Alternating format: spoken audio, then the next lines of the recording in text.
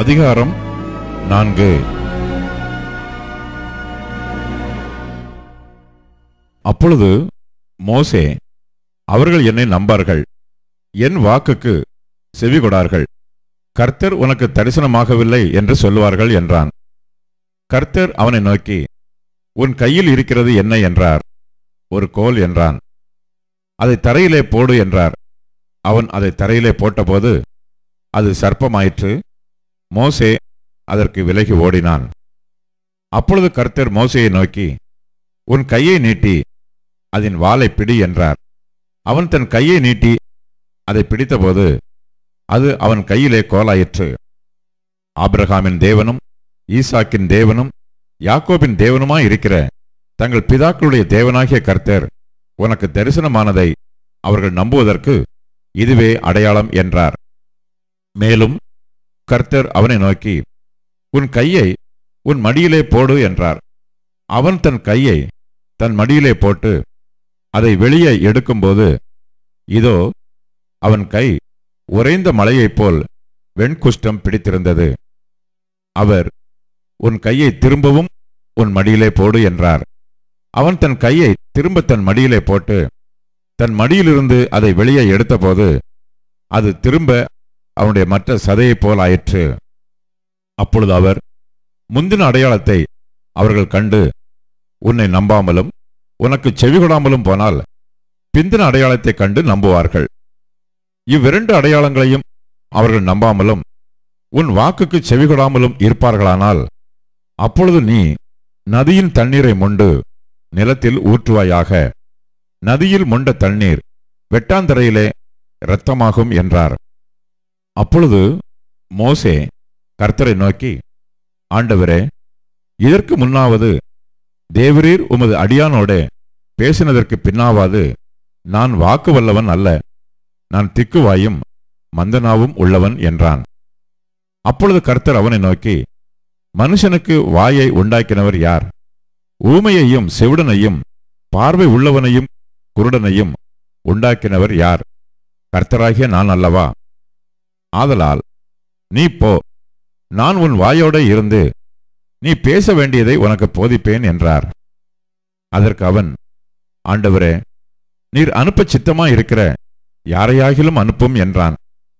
அப்பொழுது கர்த்தர் மோசேயின் மேல் கோபம் உண்டவராகி, லேவியனாகிய ஆரோன் உன் சகோதரன் அல்லவா? அவன் நன்றாய் பேசுகிறவன் என்று அறிவேன். அவன் உன்னை சந்திக்க புறப்பட்டு வருகிறான். உன்னை காணும்போது அவன் இருதயம் மகிழும். நீ அவனோடே பேசி அவன் வாயில் வார்த்தைகளை போடு. நான் உன் வாயிலும் அவன் வாயிலும் இருந்து நீங்கள் செய்ய வேண்டியதை உங்களுக்கு உணர்த்துவேன். அவன் உனக்கு பதிலாக ஜனங்களோட பேசுவான். இவ்விதமாய் அவன் உனக்கு வாயாக இருப்பான், நீ அவனுக்கு தேவனாக இருப்பாய். இந்த கோலையும் உன் கையிலே பிடித்து கொண்டு போ, இதனால் நீ அடையாளங்களைச் செய்வாய் என்றார். மோசே தன் மாமனாகிய எத்ரோவினிடத்துக்கு வந்து, நான் எகிப்தில் இருக்கிற என் சகோதரரிடத்துக்கு திரும்பி போய் அவர்கள் இன்னும் உயிரோட இருக்கிறார்களா என்று பார்க்கும்படி புறப்பட்டு போக உத்தரவு தர வேண்டும் என்றான். அப்பொழுது எத்திரோ மோசேயை நோக்கி, சுகமாய் போய் வாரும் என்றான். பின்னும் கர்த்தர் மீதியானிலே மோசேயை நோக்கி, நீ எகிப்துக்கு திரும்பி போ, உன் பிராணனை வாங்க தேடின மனிதர் எல்லாரும் இறந்து போனார்கள் என்றார். அப்பொழுது மோசே தன் மனைவியையும் தன் பிள்ளைகளையும் கழுதையின் மேல் ஏற்றிக்கொண்டு எகிப்து தேசத்துக்கு திரும்பினான். தேவனுடைய கோலையும் மோசே தன் கையிலே பிடித்து கொண்டு போனான். அப்பொழுது கர்த்தர் மோசேயை நோக்கி, நீ எகிப்திலே திரும்பி போய் சேர்ந்த பின் நான் உன் கையில் அளித்திருக்கிற அற்புதங்கள் யாவையும் பார்வோனுக்கு முன்பாக செய்யும்படி எச்சரிக்கையாயிரு. ஆகிலும் நான் அவன் இருதயத்தை கடினப்படுத்துவேன், அவன் ஜனத்தை போகவிடான். அப்பொழுது நீ பார்வோனோடே சொல்ல வேண்டியது என்னவென்றால், இஸ்ரவேல் என்னுடைய குமாரன், என் சிரேஷ்ட புத்திரன். எனக்கு ஆராதனை செய்யும்படி என் குமாரனை அனுப்பிவிடு என்று கட்டளையிடுகிறேன். அவனை விடமாட்டேன் என்பாயாகில் நான் உன்னுடைய குமாரனே, உன் சிரேஷ்ட புத்திரனே சங்கரிப்பேன் என்று கர்த்தர் சொன்னார் என்று சொல் என்றார். வழியிலே தங்கும் இடத்தில் கர்த்தர் அவனுக்கு எதிர்பட்டு அவனை கொல்ல பார்த்தார்.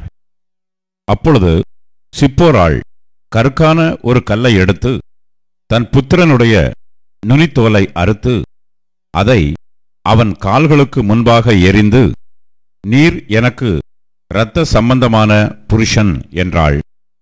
பின்பு அவர் அவனை விட்டு விலகினார். அப்பொழுது அவள், விருத்த சேதனத்தின் நிமித்தம் நீர் எனக்கு இரத்த சம்பந்தமான புருஷன் என்றாள். கர்த்தர் ஆரோனை நோக்கி, நீ வனாந்திரத்திலே மோசேக்கு எதிர்கொண்டு போ என்றார். அவன் போய் தேவ பர்வதத்தில் அவனை சந்தித்து அவனை முத்தம் செய்தான். அப்பொழுது மோசே தன்னை அனுப்பின கர்த்தருடைய சகல வார்த்தைகளையும் அவர் தனக்கு கட்டளையிட்ட சகல அடையாளங்களையும் ஆரோனுக்கு தெரிவித்தான். மோசேயும் ஆரோனும் போய் இஸ்ரவேல் புத்திரரின் மூப்பர் எல்லாரையும் கூடிவரச் செய்தார்கள். கர்த்தர் மோசேக்கு சொல்லிய சகல வார்த்தைகளையும் ஆரோன் சொல்லி ஜனங்களின் கண்களுக்கு முன்பாக அந்த அடையாளங்களையும் செய்தான். ஜனங்கள் விசுவாசித்தார்கள். கர்த்தர் இஸ்ரவேல் புத்திரரை சந்தித்தார் என்றும் அவர்கள் படும் உபத்திரவங்களை கண்ணோக்கி பார்த்தார் என்றும் அவர்கள் கேட்டபோது தலைகுனிந்து தொழுது கொண்டார்கள்.